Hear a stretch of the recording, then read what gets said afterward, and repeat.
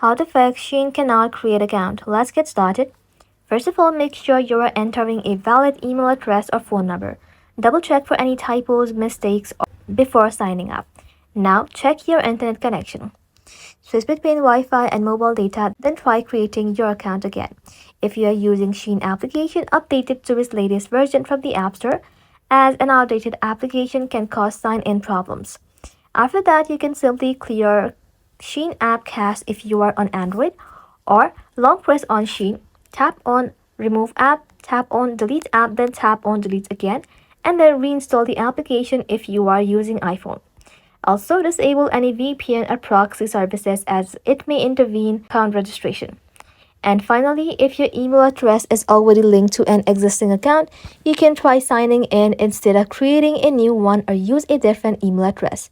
If the issue persists, wait for a while and then try again, as Shein server may be experiencing temporary problems.